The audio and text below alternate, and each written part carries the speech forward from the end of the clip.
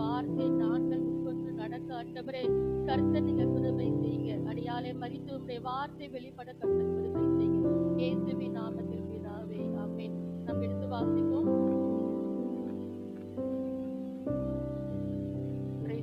இந்த நாளுமாய் கூட நாம் எதை குறித்து பார்க்க என்று சொன்னால் காதை குறித்து நம்ம என்ன பண்ண போறோம், பார்க்க போகிறோம். அல்லேலூயா.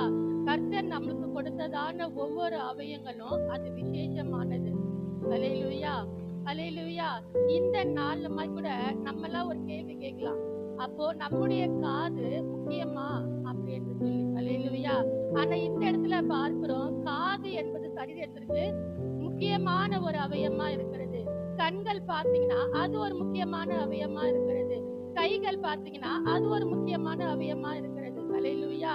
நம்ம சரீரத்திற்கு கொடுக்கப்பட்ட ஒவ்வொரு அவயங்களும் நம்முடைய சரீரத்திற்கு அது எப்படியா இருக்குதுமா, முக்கியமானதா இருக்கிறது. ஆனா இந்த உலகத்துல குழந்தை பொறுத்த நம்ம சொல்லுவாங்க, இந்த காது இப்படியா இருக்குது, இந்த கண் இப்படியா இருக்குது என்று. ஆனா அந்த கண்ணை மாத்தி வச்சுன்னா அந்த முகம் பாத்தீங்கன்னா நல்லாவே இருக்காது. அல்லேலூயா. ஆனா கர்த்தர் நம்மளை தாயின் கருவிலே உருவாக்கத்துக்கு முன்பதாகவே நீ இப்படிதான் இருக்கணும், இந்த கண் இப்படிதான் இருக்கணும், இந்த காது இப்படிதான் இருக்கணும் என்று சொல்லி கர்த்தர் நம்மளை என்ன பண்ணிருக்கிறாருமா, முன்குறித்து வைத்திருக்கிறார்களாம். அல்லேலூயா. அப்போ நமக்கு கொடுத்த ஒவ்வொரு அவயங்களும் நமக்கு எப்படிப்பட்டதா இருக்கிறது, முக்கியமானதா இருக்குது. அல்லேலூயா. ஏசப்பா நம்ம என்ன பண்ணக்கூடாது, ஏன் ஏசப்பா என் கண்ணை இப்படியா படிச்சீங்க, காதை ஆண்டவர் இப்படியா படிச்சீங்க, கையை ஆண்டவர் இப்படியா படிச்சீங்க என்று சொல்லி நம்ம என்ன பண்ணக்கூடாதுமா, கேள்வி கேட்க கூடாது. அல்லேலூயா, அல்லேலூயா. ஏன் என்று சொன்னா இந்த சமுதாயத்துல இந்த அவயத்துல எதனா ஒண்ணு குறைவா இருந்தா அந்த சமுதாயம் என்னமா சொல்லுவாங்கள, ஊனமுற்றவர்கள் என்று சொல்லும். அல்லேலூயா. இந்த சமுதாயத்துல அவங்களுக்கு ஒரு தனி பெயர் இருக்கிறது. இந்த சமுதாயத்துல தனியா அவங்களுக்கு என்ன இருக்குதுமா, ஒரு காசு என்ன பண்றாங்க, கொடுக்குறாங்க. ஏன் என்று சொன்னால் அவங்க யாரு, ஊனமுற்றவர்கள். அல்லேலூயா. ஆனா கர்த்தர் இந்த நாள்ல அவங்கள குறையா சொல்லல. இந்த நாள்ல கர்த்தர் நம்மளை அவ்வளவு அழகா என்ன பண்ணிருக்கிறாரு, படைத்திருக்கிறார். இந்த நாள்ல கூட இங்க சொல்றதான வார்த்தையை பார்ப்போம். ஆவியானவர் சபைக்கு சொல்லுகிறது என்னவென்றால், அதாவது கர்த்தர் உங்களை பார்த்து என்ன பண்றாருமா, சொல்லுகிறார். அல்லேலூயா. இந்த இடத்துல வாசிக்கப்படும் போது 7 விதமான சபையை குறித்து ஆண்டவர் பேசுகிறார். இந்த நாளில சரீரமான உங்களுடைய ஆலயத்தை பார்த்து என்ன பண்றாருமா, கர்த்தர் பேசுகிறார். இந்த 40 நாள்ல கூட நம்முடைய தூக்கத்தை விட்டு வரும், நம்முடைய பிரயாசம் என்ன பண்றோமா, பிரயாசப்பட்டுதானே இந்த ஆலயத்தை நம்ம கடந்து வருவோம். ஏன் என்று சொன்னால் கர்த்தர் இந்த 40 நாள்ல எனக்கு எதுனா ஒரு நன்மை நடக்கணும், என் சரீரத்துக்கு ஒரு பலன் கிடைக்கணும், என் கடன் பிரச்சனை மாறணும், என்னுடைய போராட்டங்கள் மாறணும் என்று சொல்லி நம்ம என்ன பண்றோமா, தூக்கத்தெல்லாம் விட்டு இந்த கால வேலை கடந்து வருகிறோம். ஆனா நம்முடைய செவி இந்த கால வேலை எப்படியா இருக்கிறது சொல்லி. அல்லேலூயா, அல்லேலூயா. நம்ம என்ன பண்றோம், அசதியா வந்து உட்கார்றோம், தூக்கத்தோடு வந்து உட்கார்றோம். ஏதோ பாதி வார்த்தை காதுல என்ன பண்ணுது, கேக்குது, பாதி வார்த்தை கேட்க மாட்டுது. இந்த வார்த்தையை நாளைக்கு கேட்டீங்கன்னா உங்களுக்கு என்ன பண்ணாது தெரியாது. எதனா ஒரு வார்த்தை ரீச் ஆயிருப்பா, அந்த வார்த்தையை மட்டும் என்ன பண்ணுவாங்க, சொல்லுவாங்க. ஏன்னு பாத்தீங்கன்னா சரியா என்ன பண்ணிருக்க மாட்டாங்க, கவனிச்சிருக்க மாட்டாங்க. அல்லேலூயா. கர்த்தர் நமக்கு கொடுத்த ஒவ்வொரு அவயங்களை பாத்தீங்கன்னா ஒரு அவயம் வந்து ஒண்ணுதான் கொடுத்திருப்பாரு. ஒவ்வொரு அவயங்கள் பாத்தீங்கன்னா 2 கொடுத்திருப்பாரு. அல்லேலூயா. ஆனா அந்த செவியை கர்த்தர் எப்படியா கொடுத்திருக்காரு பாத்தீங்கன்னா 2 கொடுத்திருக்கிறாராம். எதுக்குன்னு பாத்தீங்கன்னா இந்த காதுல வாங்கிட்டு இந்த காதுல விடுவதற்காக இல்ல, 2 காதும் என்ன பண்ணணும், அவருக்காக கேட்கணும் என்று சொல்லி. அல்லேலூயா. நாம இந்த உலகத்துல வாழ்கிற நிமித்தம் இந்த உலகத்தினுடைய வார்த்தைகளை கேட்டு கேட்டு நம்ம என்ன பண்றோமா, கர்த்தருடைய வார்த்தையை கேட்பதற்கு கசப்பா இருக்கிறது. அல்லேலூயா. அவங்க பேசினா நல்லா இருக்கும் இந்த வார்த்தை, இவங்க பேசினா நல்லா இருக்கும் என்று சொல்லி நம்ம என்ன பண்றோமா, ஜட்ஜ்மெண்ட் பண்றோம். அல்லேலூயா, அல்லேலூயா. ஏன் என்று சொன்னா உலகத்துடைய வார்த்தைகள் நம்ம காதுல கேட்டு கேட்டு இந்த அக்கா பேசினா எனக்கு எப்படியா இருக்கும், ஆறுதலா இருக்கும், நம்முடைய கவலையில அங்க போய் சொல்லலாம், நம்முடைய பிரச்சனைகளை அங்க போய் சொல்லலாம், அவங்க சொல்லுகிற வார்த்தை என் காதுக்கு எப்படியா இருக்குது, சந்தோஷமா இருக்குது என்று சொல்லி உலகத்துல இருக்கிற காது என்ன பண்ணுதுமா, அந்த வார்த்தைகளை கேட்டு கேட்டு நம்முடைய காது அப்படியா பழகி போச்சு. இந்த நாள்ல கர்த்தர் சொல்லுகிறார், ஆவியானவர் உங்களுடைய காது எப்படியா இருக்கணுமா, கர்த்தருடைய வார்த்தையை கேட்கிறதா இருக்கணுமா. அல்லேலூயா. நாம் எடுத்து வாசிப்போம் என்று சொன்னார் மார்க்கின் புத்தகம் 7வது அதிகாரம் 14வது வசனம் எடுத்து வாசிப்போம்.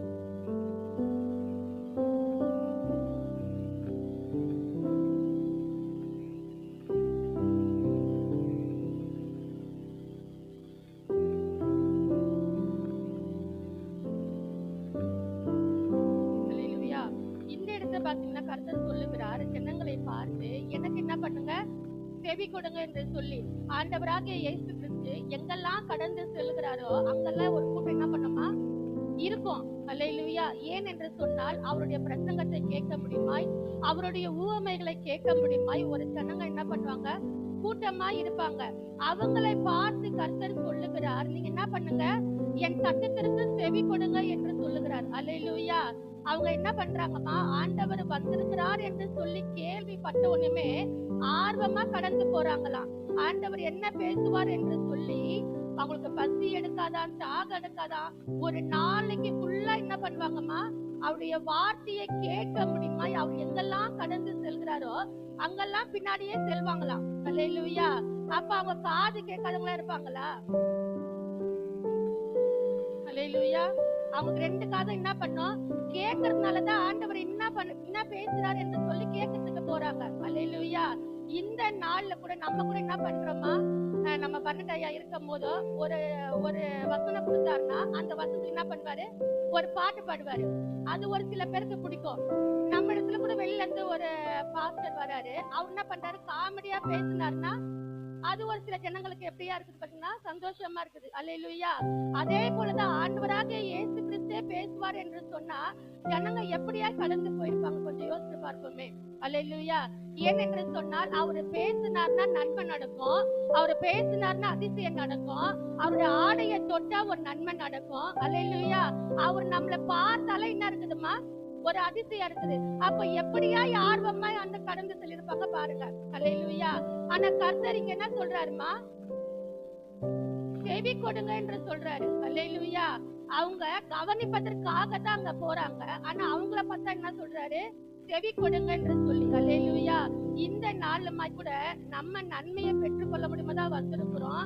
ஆண்டவருடைய வசனம் என்ன பேசுவாங்க, ஆண்டவரை இன்னைக்கு நான் வெறுமையா வந்திருக்கிறேன்பா, நீங்க என்ன பேசுவீங்க என்று சொல்லிதான் நம்ம வந்திருக்கிறோம்.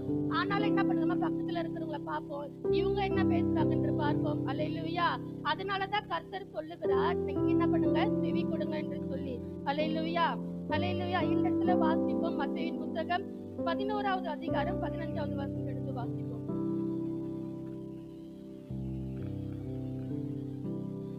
அல்லேலூயா. அல்லேலூயா. நமக்குலாம் காது இருக்குதாமா? அல்லேலூயா.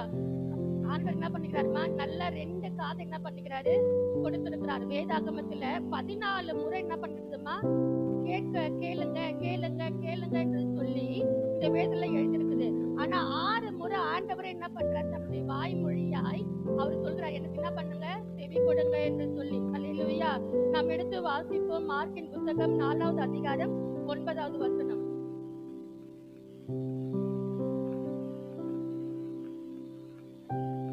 அல்லேலூயா. கர்த்தர் என்ன பண்றாரம்மா, இந்த நாளிலே உங்களுக்கு சொல்லுகிறவராய் இருக்கிறார். அல்லேலூயா. நாம் எடுத்து வாசிப்போம் என்று சொன்னால் பிரசங்கின் புத்தகம் 1வது அதிகாரம் 8வது வசனம் எடுத்து வாசிப்போம்.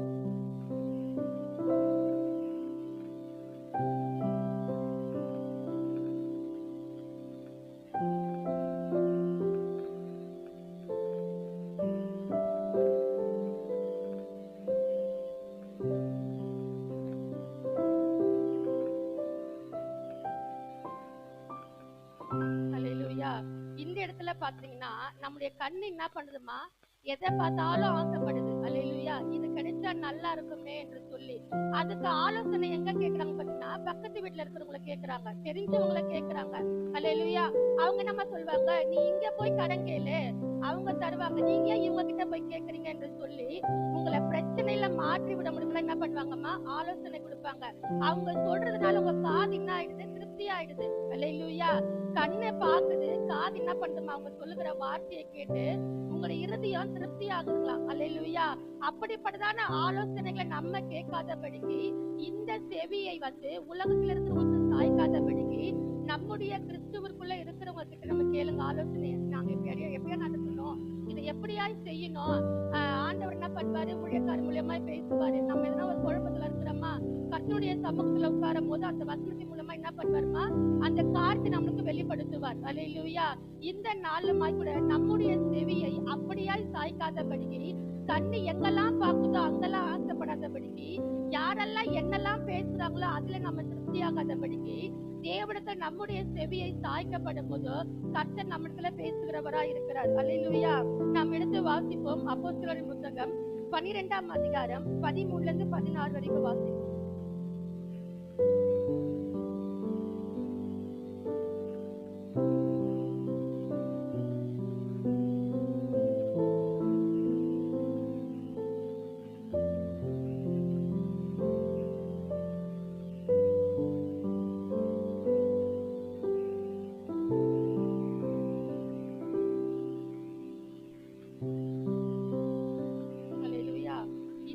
பாத்தீங்கன்னா ரோதை வந்து கதவை தட்டுறத பார்த்த உடனே இது பேதுருடைய சத்தம் என்று சொல்லி அவள் அறிந்தவளா இருந்தாள். அல்லேலூயா, அல்லேலூயா. இந்த நாள்ல கூட நம்ம வந்து பிசாசுக்கும் கர்த்தருடைய வார்த்தைக்கும் நமக்கு வித்தியாசம் தெரியணும்.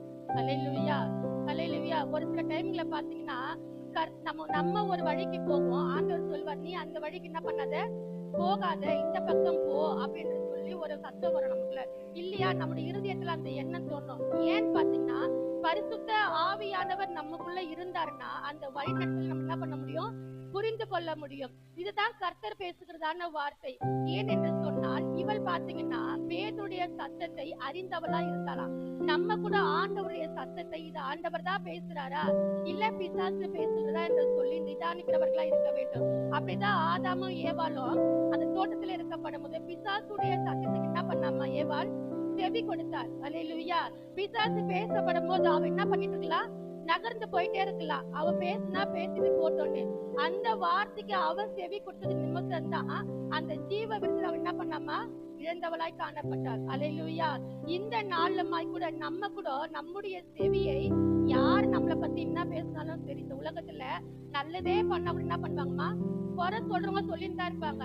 நம்ம 10 ரூபாய் கொடுத்து செலவு பண்ணிருப்போம், நீ என்ன செலவு பண்ண, நம்ம என்ன பண்ணுவாங்க கேள்வி கேட்பாங்க. குடும்பத்துல என்ன பண்ணுவாங்க பேசுவாங்க, தெருவுகள்ல பேசுவாங்க, இவன் என்ன பைக்ல தூக்கிட்டு போறா, இவன் என்ன ரொம்ப நல்லவளாங்க. அப்படியெல்லாம் எதுக்குன்னு பாத்தீங்கன்னா நம்முடைய வார்த்தையை வாங்குவதற்கு, நம்முடைய சமாதானத்தை கெடுப்பதற்கு. அல்லேலூயா. நம்ம சண்டைக்கு கூப்பிடுறதுக்கு என்ன பண்ணுவாங்கம்மா இப்படியா பேசுவாங்க. ஆனா கர்த்தர் சொல்லுகிறார் அவங்க நீங்க என்ன பண்ணக்கூடாது, செவி கொடுக்கவே கூடாது. இந்த உலகத்துல 1000 வார்த்தைகள் நம்ம கடந்து வரும். அல்லேலூயா. நம்ம இந்த உலகத்துலதான் வாழுறோம், அந்த மனுஷன் கூட தான் வாழணும். ஆனா அதற்கு நம்ம என்ன பண்ணக்கூடாதுமா, செவி கொடுக்க கூடாது. கர்த்தருடைய வார்த்தைக்கு மாத்திரம் நம்ம செவி கொடுக்கிறவங்களா இருக்க வேண்டும். அல்லேலூயா. நம்ம கூட போகும்போது ஜாடமடியா பேச நம்மளுக்கு தெரியும், நம்மளதான் பேசுறாங்க, நம்மளதான் என்ன பண்றாங்க குற்றம் சொல்றாங்க, நம்மளை பத்தியே குறை சொல்றாங்கன்னு. அல்லேலூயா. ஆனாலும் அந்த வார்த்தை கேட்டா கூட அந்த இடத்துல நம்ம என்னமா போகணும், சைலண்டா தான் போகணும். எங்க பேசணுமோ அங்க பேசணும். எங்க பேசுற இடமா கர்த்தருடைய சமூகம் மாத்திரதான் நம்ம பேசுகிற இடம். கர்த்தர் பேசுகிற வார்த்தையை மாத்திரதான் நம்ம என்ன பண்ணணும், கேட்கிறவர்களா இருக்கணும். நம்ம பண்றோம், உலகத்துல இருக்கிற வார்த்தையெல்லாம் கேட்டுறோம். ஆனா ஊழியக்கார் பேசும் போது அது கசப்பா நம்மளுக்கு தெரியுது. ஏன் என்று சொன்னால் அந்த வார்த்தைக்கு நம்முடைய செவியில போனதுனால இந்த வார்த்தை என்ன பண்ண மாட்டுது, கேட்க மாட்டுது. அல்லேலூயா, அல்லேலூயா. இந்த நாளுமாய் கூட கர்த்தர் நம்மளுக்கு 2 காது என்ன கொடுத்திருக்காரு, அவருடைய வார்த்தையை கேட்க முடியுமா தான் கொடுத்திருக்கிறார். அல்லேலூயா. நாம் எடுத்து வாசிப்போம் உபாகமத்தின் புத்தகம் 28வது அதிகாரம் 1வது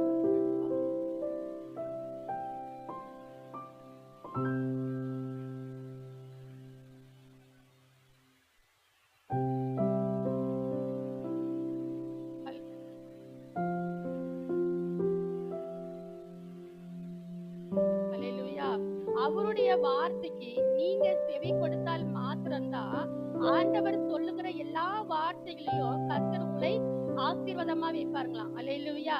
அதற்கு பிற்பாடு பாத்தீங்கன்னா நம்ம கர்த்தருடைய வார்த்தையை கேட்கலன்னா என்னென்ன சாபமான காரியங்கள் வருமோ பின்னாடி கொடுத்திருப்பாங்க. நம்ம நல்லதே இந்த நாள்ல கேட்போம். அல்லேலூயா. இப்ப கொடுக்கப்பட்டதான ஆசீர்வாதங்களை குறித்து நம்ம பார்ப்போம்.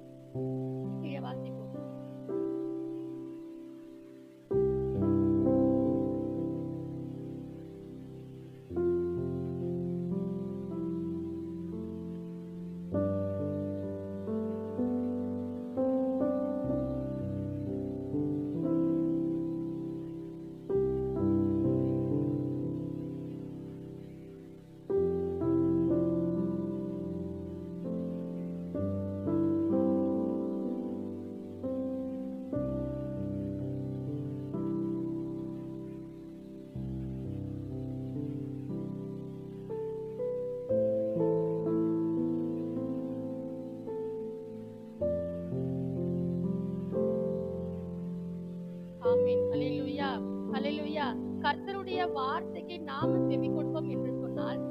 இப்பொழுது வாசிக்கப்பட்ட எல்லா ஆசீர்வாதங்களும் கர்த்தர் உங்களுக்கு கண்டிப்பா என்ன பண்ணுவாருமா கொடுப்பார். உங்களுடைய வருமானங்களை கர்த்தர் ஆசீர்வதிப்பார். உங்களுடைய பிசினஸ்களை கர்த்தர் ஆசீர்வதிப்பார். நீங்க கையிட்டு செய்கிற எல்லா காரியத்திலும் உங்க கையின் பிரயாசங்களை கர்த்தர் என்ன பண்ண போறாருமா இந்த நாளிலே ஆசீர்வதிக்க போகிறார். அல்லேலூயா.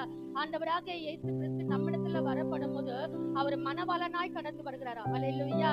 மணவாட்டியே என்று சொல்லி நம்மளை அழைக்கப்படும் போது நாம ரெடியா இருப்போம் என்று சொன்னால் நம்மளை அழைத்து கொண்டு போக அவரும் ரெடியா இருப்பார்களாம். அல்லேலூயா. எப்படி என்று சொன்னால் அவருக்காக செவி கொடுக்க மறுமட்டாம். அல்லேலூயா. நம்முடைய செவியை அவருக்காய் சாய்ப்போம். அவருக்காய் சாய்க்கப்படும் போது கொடுக்கப்பட்ட ஆசீர்வாதங்கள்ல நம்ம இந்த பூமியில சுதந்திரித்துக் கொள்வோம். கர்த்தர் வருகை நாட்கள்ல மணவாட்டி என்று சொல்லி அழைக்கப்படும் போது நாம் அவரோடு கூட சேர்ந்து கடந்து செல்வோம். அல்லேலூயா. கர்த்தர் தாமே இந்த வார்த்தையின் பிறகு உங்களை ஆசீர்வதிப்பாராக.